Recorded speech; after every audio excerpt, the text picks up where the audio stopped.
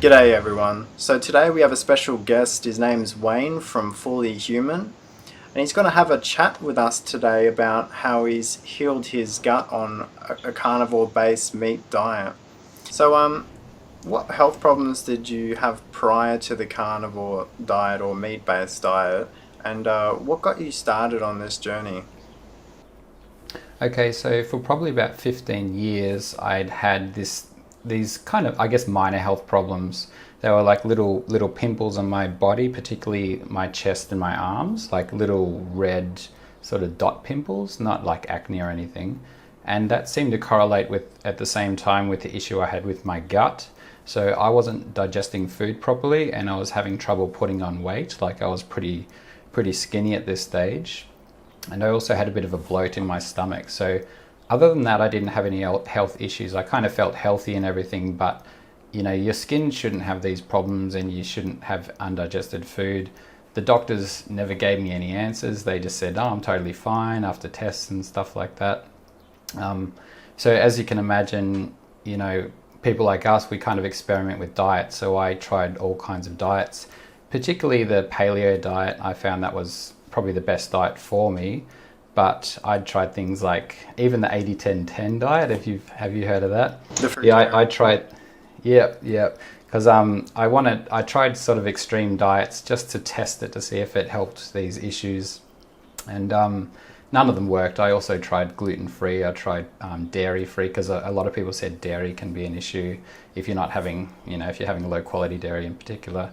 So I tried lots of different things and nothing worked. And the only thing that I had never tried, which I thought was kind of like blasphemy in a way, it's against the whole mainstream, is cutting out vegetables and plant foods. That was the only thing that I hadn't tried. So I think somewhere I'd seen this carnivore diet pop up. So I just thought, oh, you know what, I'll just try it because it kind of makes sense as an elimination type of diet. It's kind of like the ultimate elimination diet to me.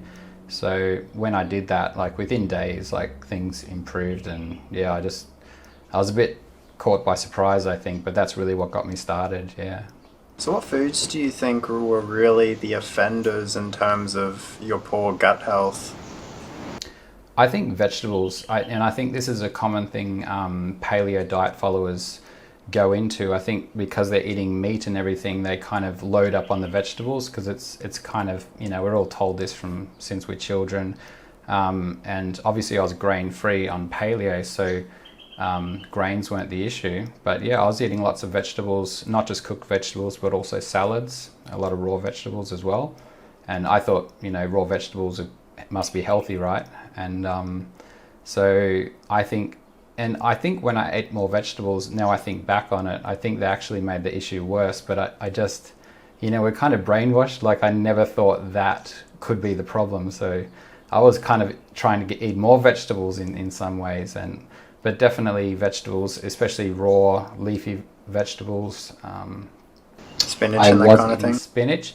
Yeah, I wasn't eating kale or anything because as much as I believe vegetables are good for us, I knew there was something wrong with kale just from that bitter taste. So at least I wasn't brainwashed enough to go down that path. But yeah, I think the spinach and those sort of vegetables are probably the worst. Yeah, I think you do have to be pretty brainwashed to actually enjoy kale. It's the most disgusting vegetable there is. It's not even edible to me, at least. I actually had a vegan friend, and she said, I love kale. I was like, are you said no one ever.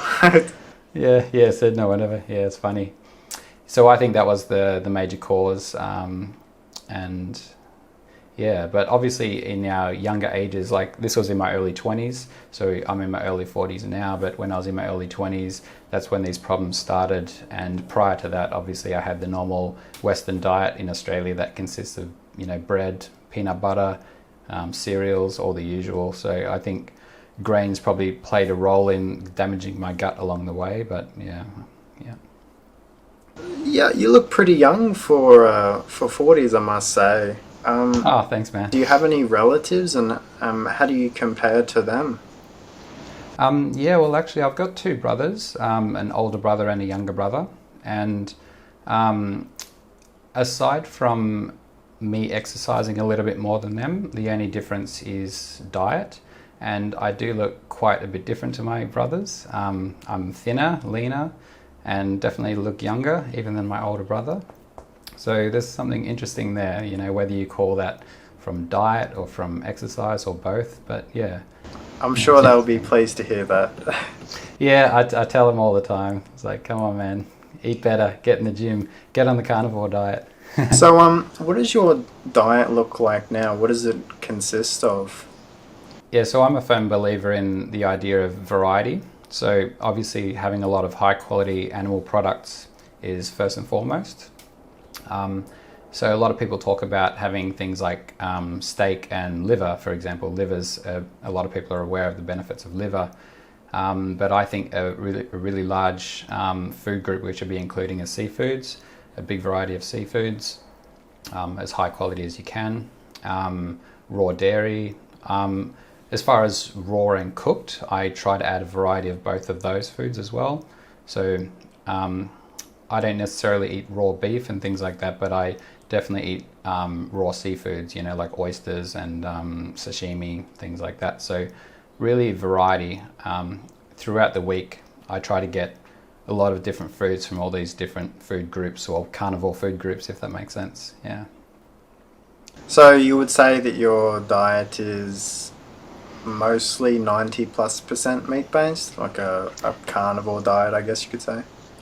Yeah, definitely. I'm never 100%. I do follow my instinct in that sort of. I don't really want to put a label. Like, you know, I don't call myself a carnivore exactly, but definitely, yeah, the 90 to 95%, at least from calories, probably 95% of calories come from animal foods, and I throw in a little bit of plant foods here and there, just depending how I feel. Yeah.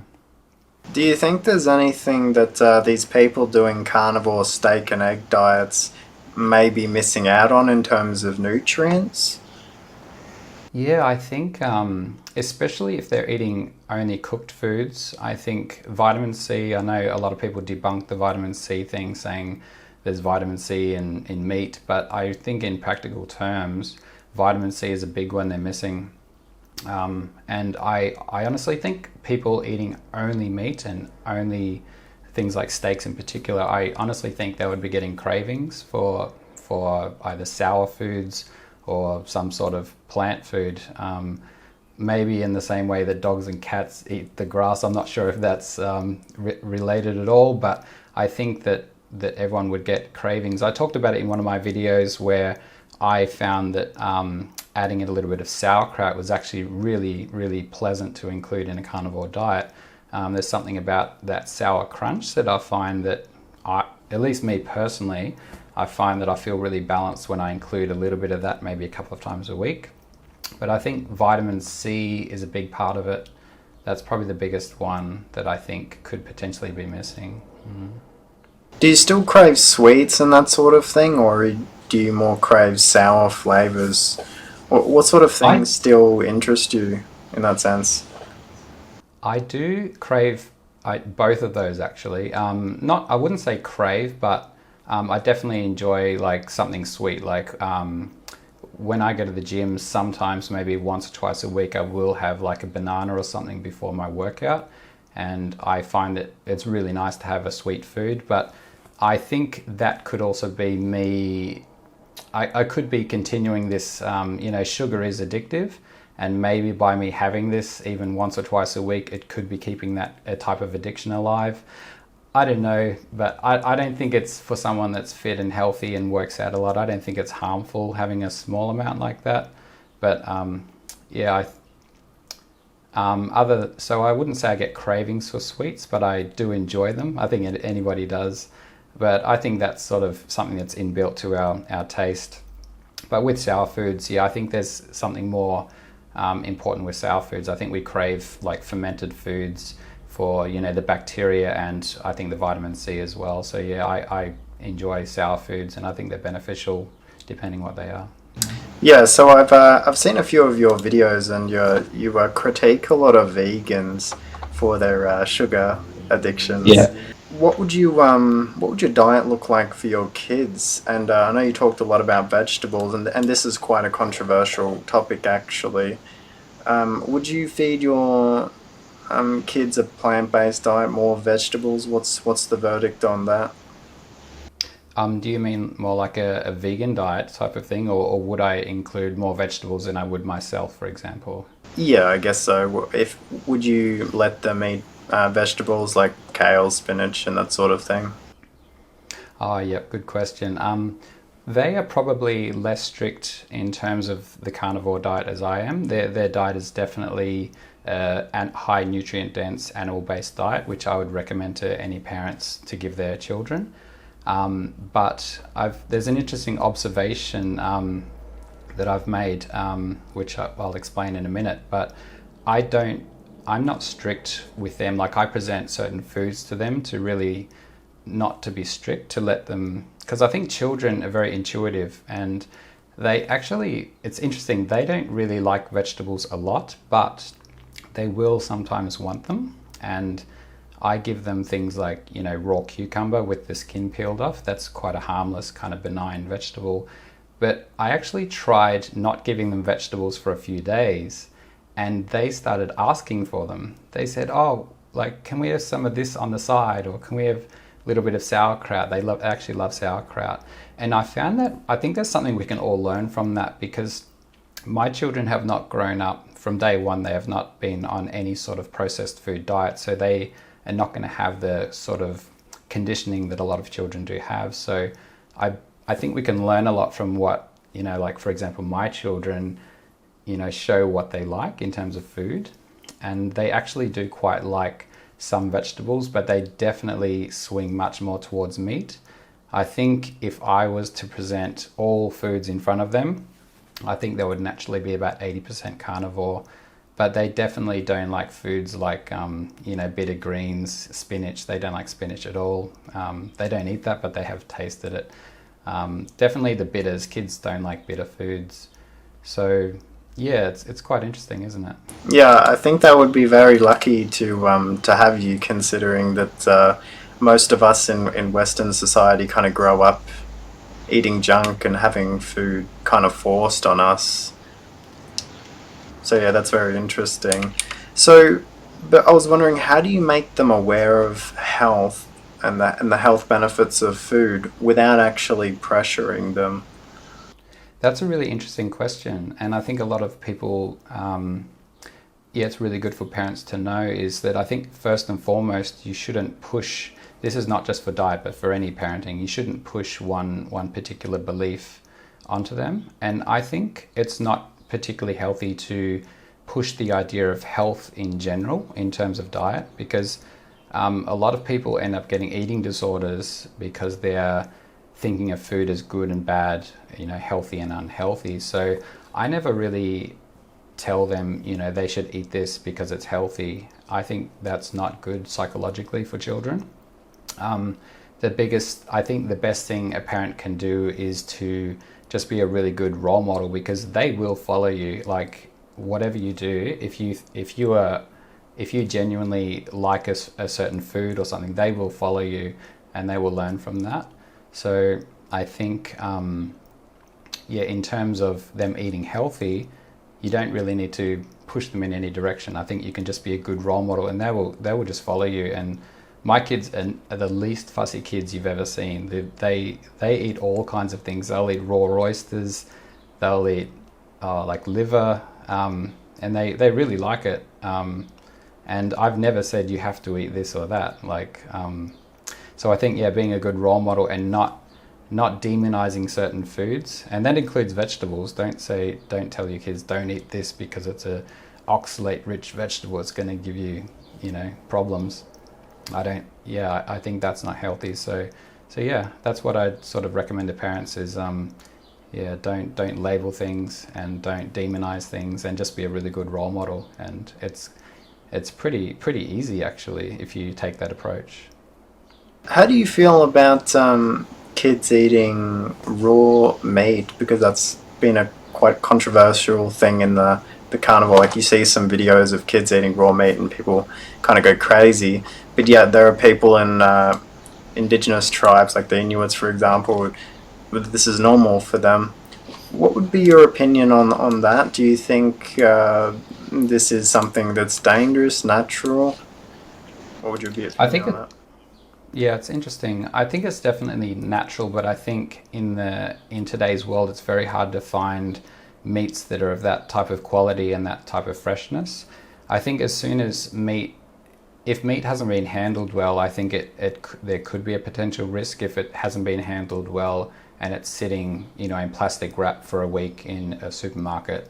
But if you were, to buy very fresh meat, especially if you buy like the whole piece of meat on its own and you trim it yourself, it's going to be much more safe, because it's normally that's what my understanding is, that external contamination, that's really the issue. So for example, my kids, they'll eat raw sashimi and raw oysters and things like that, but those foods have been handled with a certain standard, so there's not going to be contamination. But I think the meat inherently itself is perfectly safe. Yeah, that's my opinion. Our family, though, we don't particularly like raw, like raw beef and lamb. We cook those, but other foods we actually prefer raw. So, Okay. but I think it's perfectly safe if it's handled. If it's handled properly and it's not stored in bad, like warm conditions, that sort of thing. You mentioned something about liver now being like your kids actually liking liver, and a lot of Yeah. people they find it disgusting. They find it revolting, and this is Yeah. something that's a bit of a tragedy, because Yeah. it is probably one of the most nutritious foods you can actually eat, and Yeah. and everybody's been put off of it. So Yeah. what's happened there, do you think? Well, I think quality is a starting point, and perhaps even the type of animal you're getting the liver from can be a difference. Some animals tend to have a little bit more bitterness in the liver, but I think firstly we're not used to it, and I think if someone really wants to get the taste for liver, just start with pate. Even though pate has the cream and, well, it might have some flavorings and things in there, but I think that is much lower than the benefits you will get from the liver. So I think if someone's wanting to start with liver and understand how delicious it is, just get some pate. Like if you've ever had chicken, I'm sure you've tried chicken pate before. Yeah, it's absolutely delicious. I think most people would agree that has a good taste. And I think once you understand the good taste of that liver, then you can start to move, more towards the liver on its own. And I think when you are cooking fresh liver, I think you should try with chicken liver to start with, because that's a much more sweet tasting liver. At least I found that. Have you found the same? That it's I've never actually tried, because I eat most of my meat raw. I don't really eat raw chicken. It's kind of a safety thing, but yeah. Beef liver, I think, is the best one raw. But yeah, I think for cooked, if you cook it gently, and I think that's how people should start, is just cook it in a little bit of butter, really at a really low temperature, just so it gently goes opaque. So you get that nice flavor out of it, and I think from there, again, start with pate. I think that's the best way. But I think also people are it's a psychological thing. We're not used to, it's kind of sounds a bit gross, liver, most people don't eat that growing up, so it's just one of those things you're not used to, I guess. yeah, you can actually get desiccated liver capsules now. I think a company named Ancestral Supplements makes them, and so people don't even have to basically taste these things anymore, like kidneys or liver. They can just swallow some pills. Yeah, I guess that's a good way if you can't handle liver. I think ultimately you're going to get the best quality by getting the fresh stuff. But yeah, if someone's trying to heal their health and get nutrients quickly into their body and they can't eat it, I think that's at least a good start. And I think some people also try freezing little cubes of liver and just swallowing them whole. That's another little trick some people do. But I think a really cool way, actually, there's another little trick when you're cooking that chicken liver. Throw in a little bit of bacon with it. That's going to make the whole thing taste really good. I mean, everything tastes good with bacon. It's not the ideal way in terms of health, but God, it's really dense in nutrition. So I think that's a good way for people to get started on it. And Yeah, that's another question I wanted to ask you. Do you think there are certain meats or certain foods on the meat-based diet that should be kind of avoided more so than other foods? Well, there's, obviously the processed meats that have the sodium nitrates in them, the nitrates. But again, the studies aren't that clear on it, but I definitely would avoid that. Nowadays you can get the nitrate-free bacon. I think cured meats are totally cool. I think the issue is, the preservatives and the nitrates and those sort of things. And me personally, yeah, I would avoid those. I do have bacon probably once a week, but it is the nitrate-free, and I'll give nitrate-free bacon to my kids. But I think other than the nitrate sort of meats, I think most other meats, unless you can think of another example, I think I wouldn't be eating. I'm not a fan of like fermented meats. I don't know. That's a path I don't really want to go down. I mean, when I say fermented, I mean like Frank Tufano puts it in a jar, and yeah, you won't catch me doing that. But I'm sure it's healthy. But It's funny that the whole rotten meat situation, because people with histamine intolerance usually have a really big problem with it, and people like Frank Tufano obviously have serious histamine problems. But what's interesting is that I've just learned that you can actually reverse histamine problems by eating simple things like kidney, which I believe has DAO, or can actually inhibit the histamine response. And since you were talking about gut health, that could also play a big role there, I believe. Yeah, that's interesting. I haven't heard of that. Yeah. Quick question for you. All right.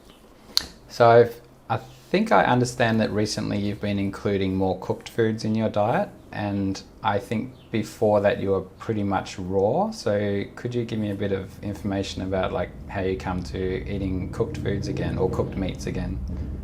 Well, actually, I've just started eating raw meat again, so I've gone back again a bit like vegetable police, flip flopping. Yeah.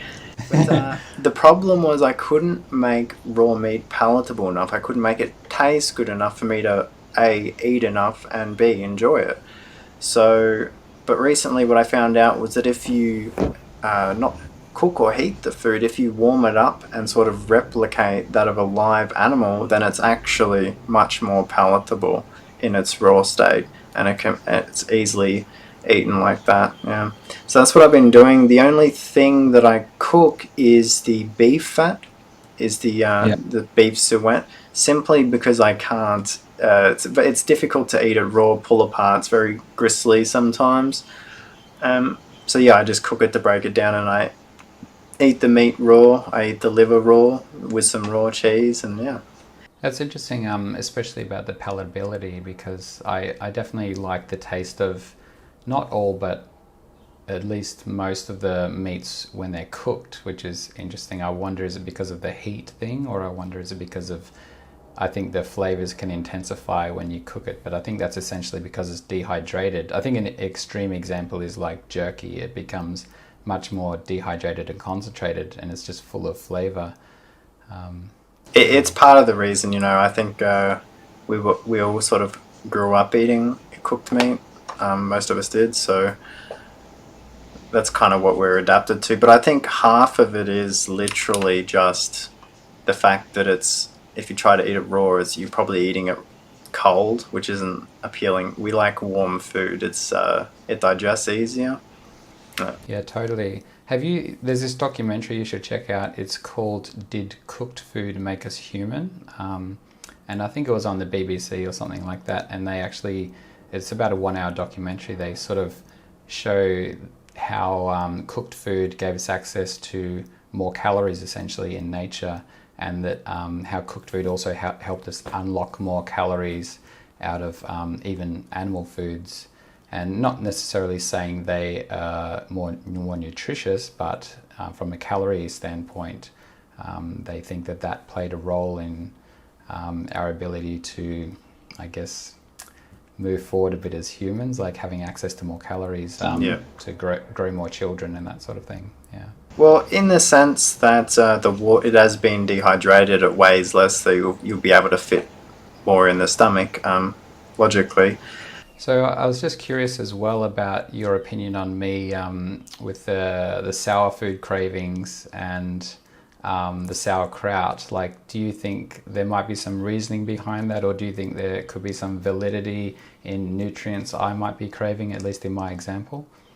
I think we humans just crave rotten food, to be honest. Like, just, I mean, not necessarily rotten, like as in bad Yeah. or off, but or spoiled, but just fermented food, aged food. Like, if there's a like in nature, if there's a dead carcass lying around, then you probably still eat it. And some of the people, like the Inuits, people up in the north, will bury their meat and let it ferment.